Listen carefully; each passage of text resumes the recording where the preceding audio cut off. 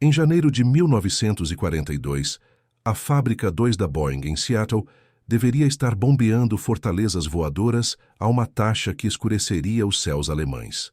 Em vez disso, o chão da fábrica parecia um engarrafamento industrial. 63 bombardeiros B-17 jaziam incompletos na linha de montagem, cada um representando uma promessa que a América não conseguia cumprir. As forças aéreas do Exército haviam encomendado 3.615 bombardeiros para entrega ao longo do ano. A Boeing havia entregue 9. O general Henry Hap Arnold, comandante-geral das Forças Aéreas do Exército, não estava apenas desapontado, ele estava furioso.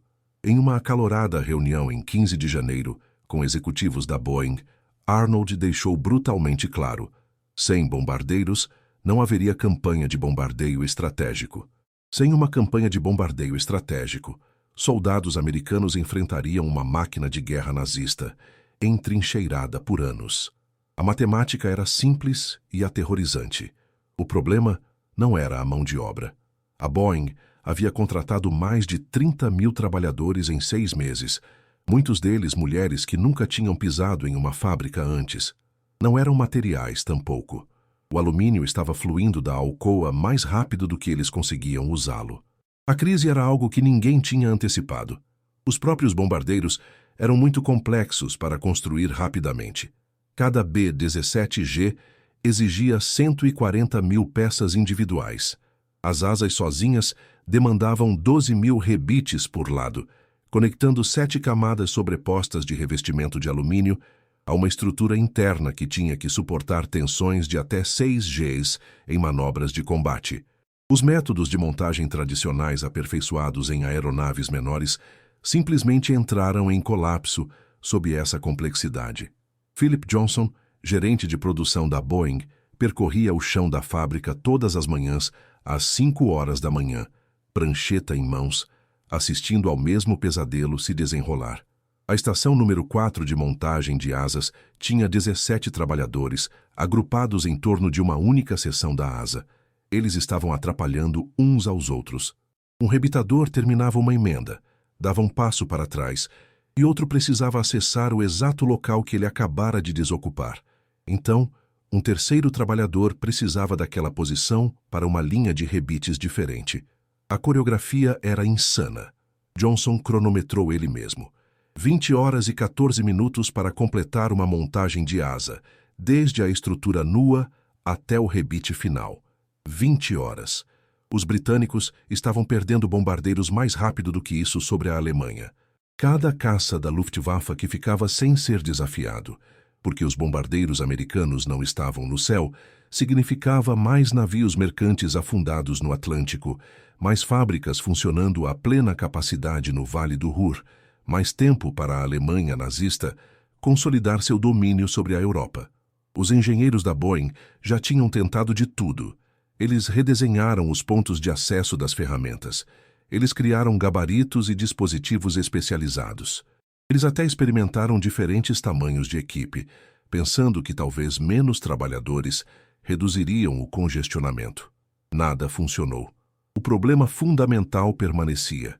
O padrão de rebites especificado nos projetos de engenharia exigia que as equipes de trabalho acessassem o mesmo espaço físico em uma sequência sobreposta. Não era possível paralelizar o trabalho. Não era possível adicionar mais trabalhadores para acelerá-lo. Era um gargalo escrito no DNA da aeronave. No final de janeiro, executivos da Boeing estavam tendo conversas discretas sobre o impensável, dizendo ao exército que não conseguiriam cumprir as metas de produção. Alguns até sussurravam sobre trazer a Douglas ou a Consolidated para assumir a produção principal. Em 28 de janeiro, um memorando classificado circulou entre a gerência sênior. O assunto dizia: avaliação de crise da viabilidade do programa B-17. Ninguém queria ser a pessoa que perdeu a guerra, porque não conseguia descobrir como rebitar alumínio rápido o suficiente. Entre no posto 4 de montagem de asas em qualquer manhã e você verá o que parecia um caos organizado, que na verdade não era organizado. A seção da asa ficava em um gabarito enorme, um esqueleto de nervuras e longarinas de alumínio abrangendo 32 pés. 7 camadas de chapa de alumínio, cada uma precisamente cortada e perfurada com milhares de furos, esperavam para serem fixadas em uma sequência específica. O processo começava na raiz da asa, onde ela acabaria sendo parafusada à fuselagem e seguia para fora em direção à ponta. Parece simples, não era. O projeto de engenharia especificava que os rebites tinham que ser instalados em fileiras, correndo paralelas à borda de ataque da asa. Fileira 1, depois fileira 2, depois fileira 3, marchando para trás em direção à borda de fuga. Esse padrão fazia sentido estrutural perfeito. Cada fileira reforçava a anterior, criando um efeito de telha sobreposta que distribuía as cargas de estresse pela superfície da asa. Os engenheiros no Centro de Desenvolvimento da Boeing, em Seattle, calcularam a posição de cada rebite para otimizar as taxas de resistência-peso. No papel, era bonito. No chão da fábrica, era um desastre. Eis o porquê. Para instalar a fileira 1, um rebitador trabalhava da superfície superior, enquanto um contra-rebitador, a pessoa que segurava a barra de apoio, trabalhava por baixo, através da estrutura interna da asa. Eles tinham que estar perfeitamente sincronizados. A pistola pneumática do rebitador impulsionava o rebite através de furos pré-perfurados com 3.000 libras de força. A barra do contra-rebitador pressionava contra a cauda do rebite pelo lado oposto, moldando o alumínio fundido em uma cabeça de cogumelo que travava as chapas juntas. Erre o tempo por meio segundo, e você terá um rebite solto que precisa ser perfurado e substituído. Isso adicionava 3 minutos por erro. Multiplique isso por 12.000 rebites e os erros se tornavam catastróficos. Mas o verdadeiro pesadelo começava quando a fileira 2 iniciava. Para acessar a linha de rebites da fileira 2, os trabalhadores precisavam se posicionar exatamente onde a equipe da fileira 1 acabara de trabalhar. Exceto que a fileira 1 não estava terminada. Não completamente. Inspetores de qualidade precisavam verificar a cada 10º rebite com um boroscópio, um processo tedioso que levava 15 minutos por seção da asa. Então, a equipe da fileira 2 esperava e esperava. Enquanto isso, a equipe da fileira 3, já vestida e pronta, ficava parada perdendo tempo. O cronograma de produção exigia fluxos de trabalho paralelos, mas a realidade física da geometria da asa tornava isso impossível. Simplesmente não se conseguia encaixar trabalhadores suficientes ao redor da estrutura para rebitar várias fileiras simultaneamente. As próprias pistolas de rebite criavam outro problema. Não eram instrumentos de precisão delicados. Eram martelos pneumáticos industriais que sacudiam seu corpo inteiro quando disparados. As mangueiras de ar comprimido se arrastavam pelo chão da fábrica como pítons enlouquecidos, constantemente se emaranhando com as linhas elétricas para as luzes de inspeção e fazendo tropeçar os trabalhadores que tentavam se mover entre os postos. Um rebitador movendo-se da posição A para a posição B tinha que desligar sua mangueira de ar, enrolá-la, andar em volta de 3 outros trabalhadores, encontrar um novo posto de acoplamento de ar, conectar-se novamente e retomar o trabalho. Esse processo de 30 segundos acontecia 70 vezes por seção da asa. Depois, havia o problema do calor. Seattle, em janeiro, não era quente, mas a fábrica era. 17 trabalhadores agrupados em torno de uma seção da asa, cada um gerando calor corporal, cada pistola pneumática adicionando mais calor ao espaço fechado. A chapa de alumínio absorvia esse calor e se expandia microscopicamente. Não muito. Apenas 0,003 polegadas por seção de 10 pés. Mas quando você está tentando alinhar furos pré-perfurados que têm 0,002 polegadas de tolerância, essa expansão significava que os furos não se alinhavam. Rebitadores passavam 15% do seu tempo, usando alargadores cônicos para alargar furos que haviam encolhido fora de alinhamento conforme o metal esfriava. Nada disso aparecia nas especificações de engenharia, porque ninguém tinha antecipado 17 pessoas trabalhando em tamanha proximidade por períodos tão prolongados. Frank Chamansky não parecia alguém que mudaria o curso da guerra. Ele tinha 31 anos, 5 pés e 7 polegadas, com mãos permanentemente manchadas com pó de alumínio e óleo de corte. Antes de Pearl Harbor, ele trabalhou em uma fábrica da Chrysler em Detroit, instalando painéis de porta em sedãs Windsor. Trabalho repetitivo, trabalho automático, o tipo de emprego em que suas mãos sabiam o que fazer antes de seu cérebro acompanhar.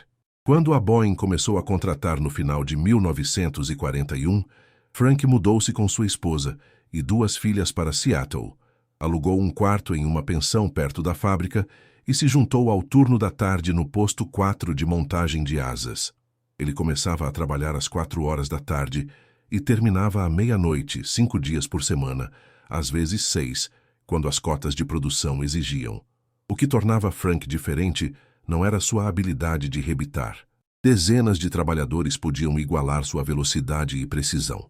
O que o tornava diferente era que Frank não conseguia parar de observar todo o processo. A maioria dos rebitadores se concentrava em sua tarefa imediata: alinhar a pistola, apertar o gatilho, mover para o próximo rebite, repetir 400 vezes por turno. Frank via o balé inteiro. Ele notou que Jenkins, trabalhando na fileira 3, estava sempre esperando por Patterson terminar a fileira 2. Ele notou que Patterson estava sempre esperando o controle de qualidade liberar a fileira 1. Ele notou que a sequência criava uma cascata de atrasos que se agravavam geometricamente conforme se movia pela superfície da asa. Em 4 de fevereiro, durante uma pausa à meia-noite, Frank sentou-se em uma caixa de peças virada, comendo um sanduíche de Bolonha e olhando para uma seção de asa concluída que estava sendo movida para a montagem final. Algo o incomodava. O padrão de rebites parecia perfeito de uma perspectiva estrutural. Cada fileira sobrepunha a anterior, criando aquele efeito de telha que os engenheiros amavam. Mas Frank continuava pensando em seu antigo emprego na Chrysler. Quando eles instalavam painéis de porta, não começavam em uma borda e trabalhavam atravessando. Eles começavam em 4 cantos simultaneamente e trabalhavam em direção ao centro. Por quê? Porque isso permitia que 4 trabalhadores operassem em paralelo sem se atrapalharem. A geometria do painel da porta tornava o trabalho paralelo possível. Ele olhou de volta para o esquemático da asa afixado no quadro de avisos do posto. O padrão de rebites corria em linhas retas da borda de ataque à borda de fuga, fileiras paralelas marchando pela superfície da asa. Mas a própria asa não era um retângulo plano. Era uma estrutura complexa, tridimensional, com profundidade, com nervuras internas criando câmaras separadas com pontos de acesso em locais específicos. E se a sequência de rebites correspondesse à geometria real da asa, em vez de tratá-la como uma chapa plana? E se você começasse em vários pontos simultaneamente, pontos escolhidos porque davam aos trabalhadores o máximo acesso físico sem sobreposição? Frank pegou um lápis e começou a esboçar no verso de seu cartão de ponto. Em vez de fileiras retas, ele desenhou um padrão que parecia quase aleatório.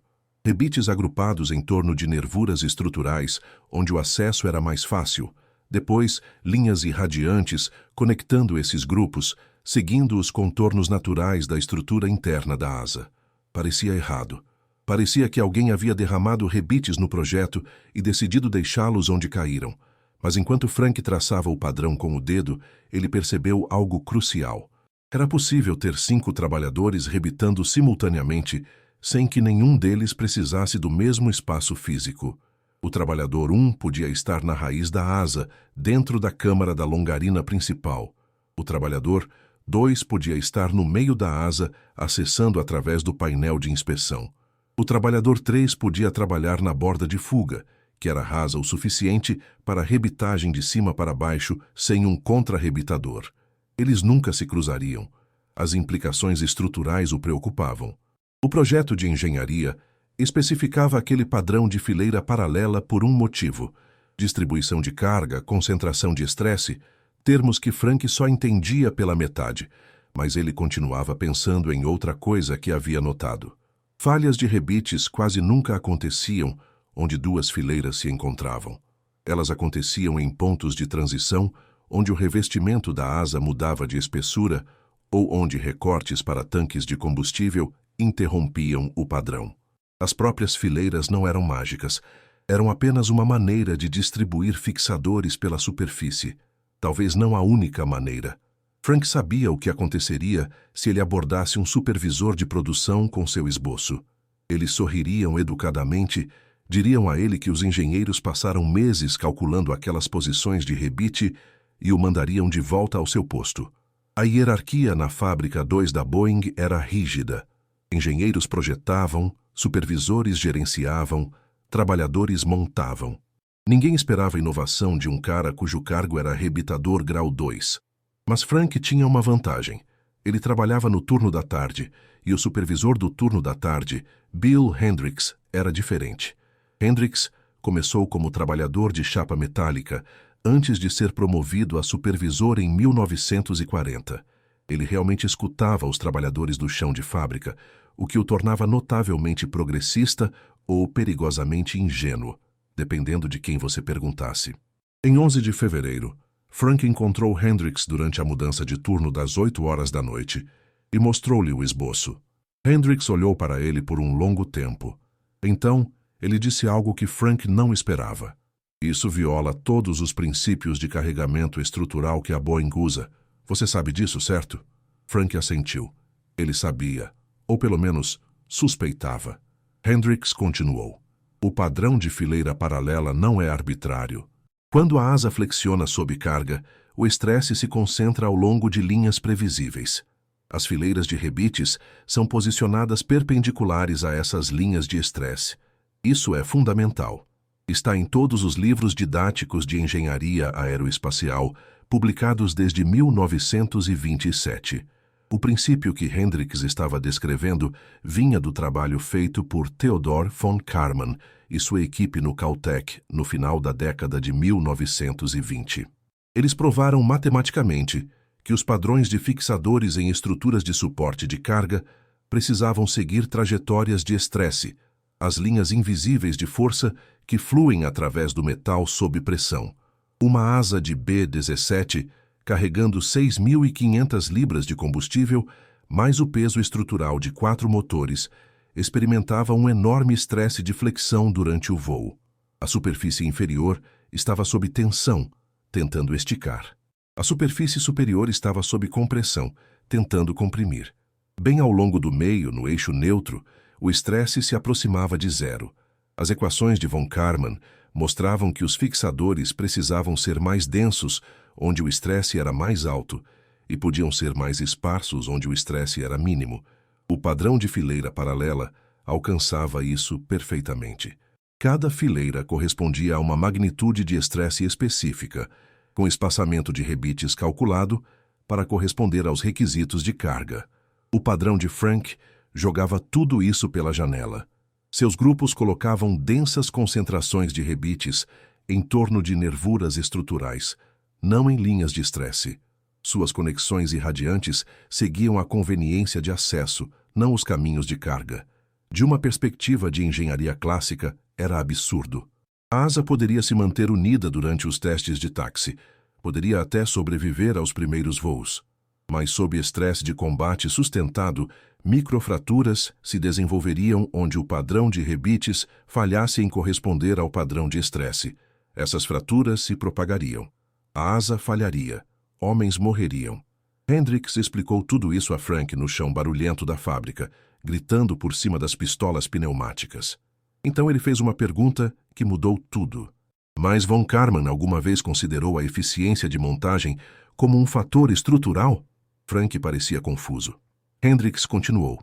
Se levamos 20 horas para arrebitar uma asa e cometemos erros porque os trabalhadores estão exaustos e apertados e tropeçando uns nos outros, quantos desses 12.000 rebites estão realmente instalados, de acordo com a especificação? Quantos estão levemente soltos porque o contra-rebitador perdeu o tempo?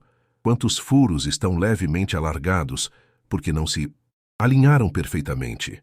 Seu padrão pode ser teoricamente mais fraco, mas e se produzir asas praticamente mais fortes, porque a qualidade da instalação é perfeita? Isto era heresia. Os processos de controle de qualidade da Boeing assumiam que os trabalhadores seguiam os procedimentos corretamente. Os procedimentos eram projetados em torno das especificações de engenharia. Se as asas estivessem falhando nas verificações de qualidade, você treinava novamente os trabalhadores, ou os despedia e contratava melhores. Você não redesenhava a aeronave para acomodar as limitações dos trabalhadores. Isso era pensamento retrógrado. Isso era deixar o rabo abanar o cachorro. Mas Hendricks tinha visto algo em seus 3 anos como supervisor. Ele tinha visto que a perfeição teórica e a realidade prática divergiam mais do que os engenheiros queriam admitir. Ele tinha visto rebitadores tão exaustos na 18ª hora de uma montagem de asa que suas mãos tremiam. Ele tinha visto contra-rebitadores errarem o tempo porque estavam agachados na mesma posição por 40 minutos e suas pernas cãibраvam. Ele tinha visto inspetores de qualidade aprovar rebites marginalmente soltos, porque rejeitá-los significaria outro atraso de 2 horas e as cotas de produção já eram impossíveis. E se o padrão impossível de Frank, ao reduzir o tempo de montagem e a fadiga do trabalhador, na verdade produzisse instalações perfeitamente mais confiáveis? Hendricks dobrou o esboço de Frank e o colocou no bolso. "Vou falar com alguém", ele disse. Frank voltou para sua pistola de rebite, não esperando nada. Hendricks não procurou o engenheiro-chefe. Isso teria sido suicídio. Oliver Eccles, chefe de engenharia da Boeing para o programa B-17, tinha a reputação de devorar supervisores de chão de fábrica que questionavam seus projetos. Em vez disso, Hendricks procurou Donald Douglas, sem parentesco com a companhia de aeronaves, que era assistente de gerente de produção, e que também estava há 3 semanas de ser demitido se os números de produção não melhorassem. Douglas estava desesperado o suficiente para ouvir ideias malucas. Em 18 de fevereiro, Douglas olhou para o esboço de Frank por cerca de 30 segundos antes de dizer: "Isso é lixo. Tire-o do meu escritório." Hendricks não se moveu. Ele puxou seu caderno e mostrou a Douglas outra coisa: registros de tempo de montagem do posto 4 de asas ao longo das 6 semanas anteriores. Cada asa levou entre 19 e 22 horas. Nenhum ponto fora da curva, nenhuma equipe que descobriu como ir mais rápido. O gargalo era estrutural, embutido no processo em si. Douglas olhou para os números e depois de volta para o esboço. Mesmo que isso funcione do ponto de vista da eficiência, Eccles nunca aprovará. Nunca. Ele prefere fechar a fábrica, arrebitar uma asa em um padrão não padronizado. Aqui está o que Douglas entendeu que Hendricks não entendia. A Boeing estava há semanas de perder o contrato do B-17 inteiramente. A Consolidated Aircraft vinha fazendo um lobby pesado nas forças aéreas do Exército, argumentando que seu B-24 Liberator era mais fácil de fabricar e poderia ser produzido em números maiores. O general Arnold estava ouvindo. Se a Boeing não conseguisse demonstrar melhorias drásticas na produção até 15 de março, o Exército redirecionaria os pedidos para a Consolidated e outros fabricantes. A Boeing manteria alguma produção, mas perderia sua posição como principal fornecedora americana de bombardeiros pesados. Isso significava demissões. Isso significava o colapso da economia de Seattle. Isso significava Douglas perder o emprego de qualquer maneira. Douglas tomou uma decisão que violava cerca de 17 protocolos diferentes da Boeing.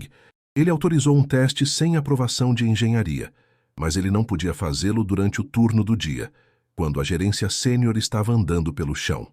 Ele não podia fazê-lo no turno da tarde, porque muitas pessoas veriam. Ele o agendou para o turno da noite em 21 de fevereiro, começando à meia-noite. Ele pegou uma seção de asa que já havia falhado no controle de qualidade por razões não relacionadas, uma longarina danificada que a tornava inadequada para voo. Assim, se o teste corresse catastroficamente mal, eles não estariam desperdiçando uma asa boa. Ele designou Frank e 4 outros rebitadores, todos veteranos do turno da tarde que se ofereceram, e ele não disse absolutamente mais ninguém. O teste começou à meia-noite e 14 minutos da manhã. Frank passou 3 dias refinando seu padrão, calculando exatamente quais grupos de rebites iam onde, calculando sequências que permitiriam que todos os 5 trabalhadores operassem simultaneamente. Ele coloriu o projeto. Vermelho para o trabalhador 1, azul para o trabalhador 2, verde para o trabalhador 3, amarelo para o trabalhador 4, roxo para o trabalhador 5. Cada cor representava uma zona física que não se cruzava com nenhuma outra zona de cor. Os trabalhadores podiam literalmente rebitar ao mesmo tempo, sem coordenar, sem esperar, sem esbarrar uns nos outros. Parecia insano assistir acontecer. A rebitagem tradicional tinha um ritmo, uma lógica sequencial. Isso parecia caos controlado. Um trabalhador estava dentro da cavidade da longarina principal. Outro estava debaixo da borda de fuga. Um terceiro estava trabalhando na parte superior perto da borda de ataque. Eles não estavam seguindo fileiras. Eles estavam seguindo grupos. E esses grupos pareciam aleatoriamente espalhados. Douglas estava a 30 pés de distância com um cronômetro, fumando Lucky Strike atrás de Lucky Strike. Hendricks estava ao lado dele, em silêncio. A cada 15 minutos, Douglas checava o relógio e anotava a hora. Na marca de 2 horas, a asa deveria estar talvez 20% completa. Estava 45% concluída. Os trabalhadores começaram a perceber que algo incomum estava acontecendo. Eles não estavam esperando.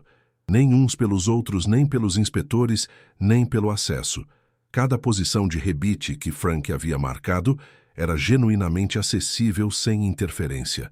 As mangueiras pneumáticas não estavam se emaranhando, porque os trabalhadores não estavam cruzando caminhos. O acúmulo de calor era menor porque eles não estavam agrupados em uma área.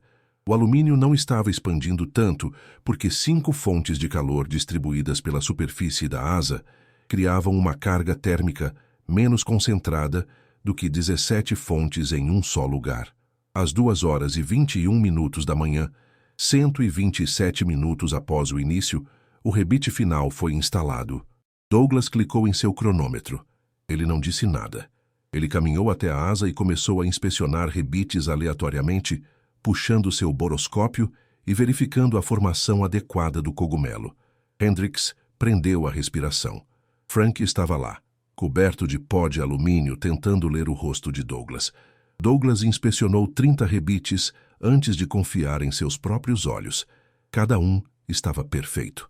As cabeças de cogumelo eram uniformes, adequadamente assentadas, sem lacunas entre as chapas de alumínio. Ele chamou Jimmy Chen, o inspetor de qualidade do turno da noite, sem explicar o que estava olhando. Chen pegou seu kit de ferramentas e iniciou um protocolo de inspeção completo, o mesmo que ele havia executado em 200 asas anteriores. Ele verificou o espaçamento dos rebites com paquímetros. Ele usou um medidor de espessura para verificar a compressão da chapa metálica. Ele bateu em cada cabeça de rebite com um pequeno martelo de bola, ouvindo o baque sólido que indicava o assentamento adequado versus o ping oco de um rebite solto. 40 minutos depois, Chen levantou o olhar e disse: "Isso passa. Não sei que equipe fez isso, mas é um trabalho limpo." Douglas lhe disse quanto tempo levou. Chen pensou que ele estava brincadeira. Então ele pensou que o cronômetro estava quebrado. Então ele verificou novamente sua inspeção, porque asas que rebitam tão rápido não deveriam ser tão limpas. Tinha que haver erros, trabalho apressado, algo errado. Ele não encontrou nada. A asa estava perfeita. Melhor que perfeita, na verdade. Chen estava inspecionando asas de B-17 desde julho de 1941, e ele mantinha um registro privado de taxas de defeito que ele nunca mostrava à gerência. A asa média tinha 140 rebites que precisavam de atenção durante o controle de qualidade. Rebites soltos, furos desalinhados, erros de instalação. Esta asa tinha 11. 11. Menos de 1/10 da taxa de defeitos normal. Mas passar na inspeção visual não significava que a asa sobreviveria às cargas de voo. O padrão de rebites ainda estava completamente errado de um ponto de vista da engenharia estrutural. Douglas sabia que eles precisavam de testes reais, do tipo que exigia equipamentos e autorização que ele não tinha. Às 3h30 da manhã, ele tomou outra decisão não autorizada. Ele ligou para a equipe da noite no laboratório de testes estruturais da Boeing no prédio 7 e disse-lhes para se prepararem para um teste de estresse de emergência. Ele não mencionou que a asa usava um padrão de rebites não aprovado. Ele apenas disse que precisavam de testes urgentes em uma seção de asa para fins de validação de produção. O laboratório de testes tinha equipamentos projetados para simular cargas de voo. Uma prensa hidráulica enorme podia aplicar até 150 mil libras de força a uma seção de asa, dobrando-a para cima e para baixo, para replicar o estresse das manobras de voo. A qualificação padrão do B-17 exigia que as asas suportassem cargas equivalentes a 6,2 vezes o peso máximo da aeronave sem deformação permanente. Essa era a margem de segurança. A especificação R 1816B das Forças Aéreas do Exército, estabelecida em março de 1941, determinava esse teste para qualquer modificação estrutural em aeronaves de produção. Douglas estava prestes a testar uma asa que violava a R 1816B em todos os sentidos possíveis, usando uma instalação que não estava autorizada para testes não padronizados às 4 horas da manhã, quando ninguém estava olhando. Eles montaram a seção da asa na estrutura de teste às 4h15 da manhã. A prensa hidráulica engatou, aplicando pressão ascendente que dobrou a ponta da asa para o céu. Douglas observou os medidores de tensão.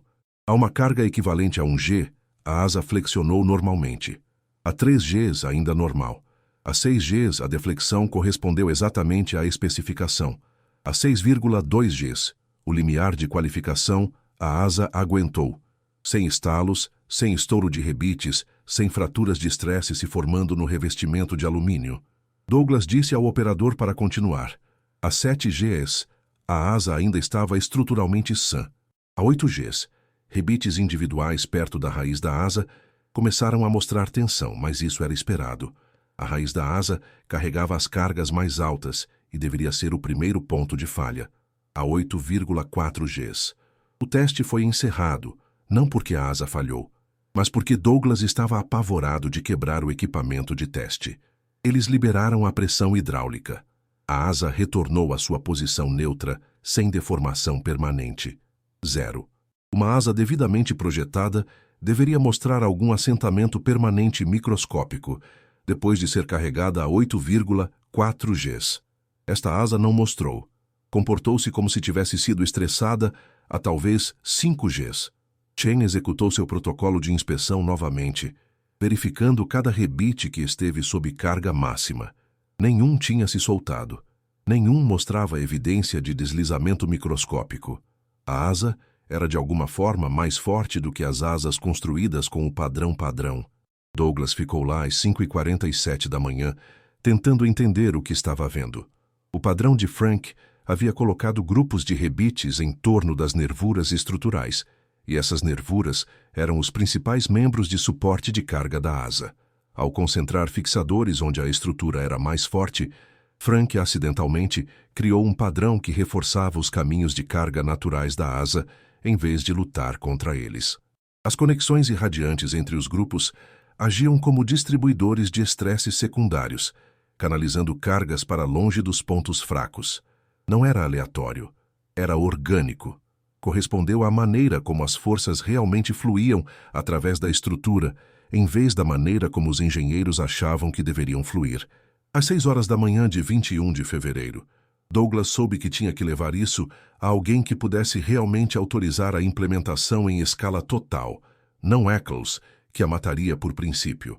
Ele foi direto para James Murray, vice-presidente de operações da Boeing, acordando-o em sua casa em Laurelhurst. Murray chegou à fábrica às 7h15 da manhã, ainda com suas roupas de fim de semana, e exigiu ver tudo: os dados de teste, os relatórios de inspeção, os registros de tempo. Ele assistiu às mãos de Douglas tremerem, enquanto ele explicava o que haviam feito sem autorização. O rosto de Murray estava ilegível, então Murray fez a única pergunta que importava. Podemos treinar 200 rebitadores para usar este padrão até segunda-feira? Douglas não tinha pensado tão adiante. Ele estava tão focado em provar que o conceito funcionava que não tinha considerado a escalabilidade. Murray já estava fazendo as contas. Se uma asa passasse de 20 horas para 2 horas e a Boeing tivesse 42 postos de montagem de asas, isso significava que eles poderiam aumentar a produção de asas por um fator de 10, sem contratar um único trabalhador adicional. As asas eram o gargalo. As fuselagens estavam sendo montadas mais rápido do que podiam ser acopladas às asas. As seções da cauda estavam se acumulando, esperando aeronaves concluídas. A linha de produção inteira estava restrita pela velocidade de montagem das asas. Corrija isso e todo o resto fluiria. Murray fez a ligação naquela manhã, superando as objeções aos gritos de Eccles, superando protestos do Departamento de Engenharia, superando avisos terríveis da equipe jurídica da Boeing sobre responsabilidade se as asas falhassem em combate. Murray ordenou que o novo padrão de rebites fosse implementado em todas as linhas de produção, com efeito a partir de 25 de fevereiro de 1942. Ele deu a Frank Chamansky um aumento de $40 por semana e o título de especialista em métodos de produção. Ele deu a Hendricks uma promoção a supervisor sênior. Ele disse a Douglas que seu emprego estava seguro e disse a Eccles que, se ele não gostasse, ele poderia explicar ao general Arnold por que a Boeing ainda estava construindo 14 bombardeiros por mês. Os resultados foram impressionantes. Em março de 1942, a Boeing Seattle entregou 47 B-17. Em abril, 91. Em junho, eles atingiram 186 aeronaves. Mas a real explosão veio em julho, quando todos os 42 postos de asas estavam totalmente convertidos para o padrão de Frank, e os trabalhadores tinham dominado a nova sequência. Produção de julho, 284 B-17. Agosto, 319. Setembro, 362 bombardeiros saíram da linha de produção em um único mês. Isso era mais do que a produção anual total de 1941.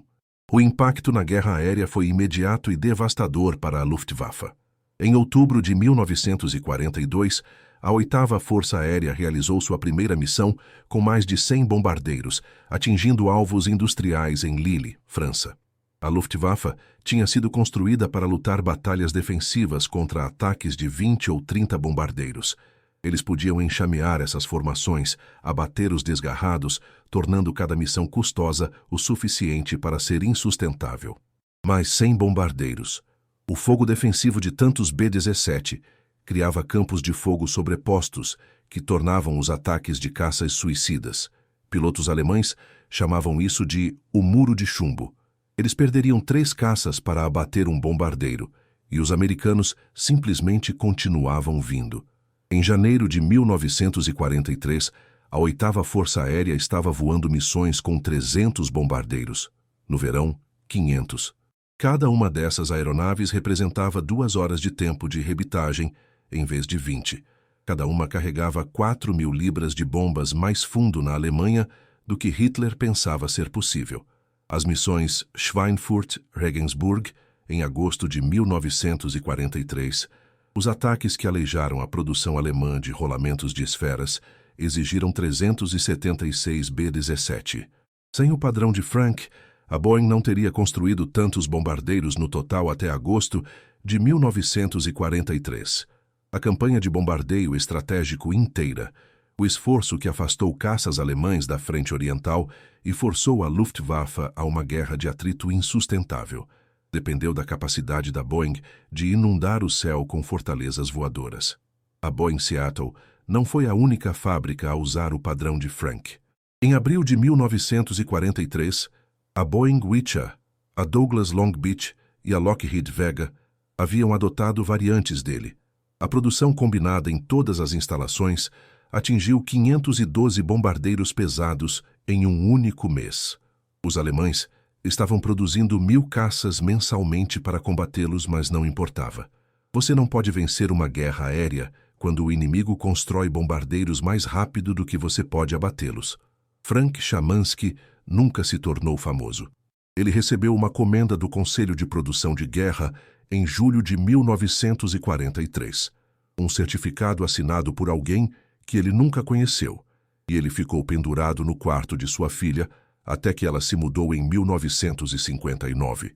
A Boeing lhe deu aquele aumento e o título chique, mas após o fim da guerra, as posições de especialista em métodos de produção foram silenciosamente eliminadas na redução da força de trabalho de 1946.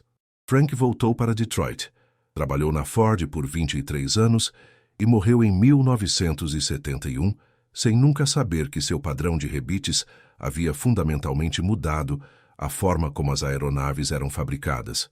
Porque mudou tudo, não imediatamente e não obviamente, mas o princípio que Frank descobriu acidentalmente se tornou doutrina.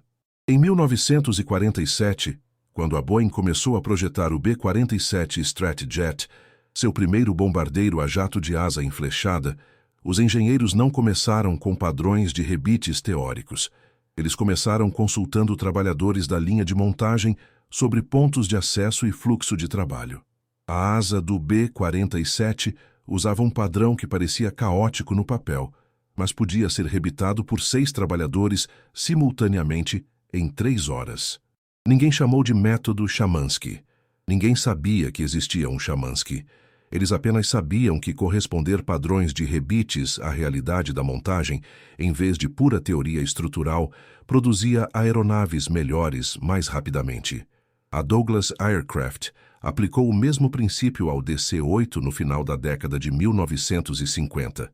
A Lockheed o usou para o C-130 Hércules. Quando a Boeing projetou o 707, seu primeiro jato comercial, a equipe de engenharia incluiu supervisores de linha de montagem nas revisões iniciais de design. Conceito revolucionário. Pergunte às pessoas que realmente construirão a coisa se o design é construível.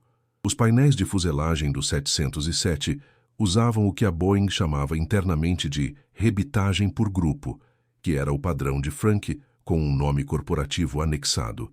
Reduziu o tempo de montagem da fuselagem do 707 em 60%. Em comparação com o Stratcruiser que ele substituiu, o verdadeiro legado apareceu na filosofia moderna de fabricação aeroespacial.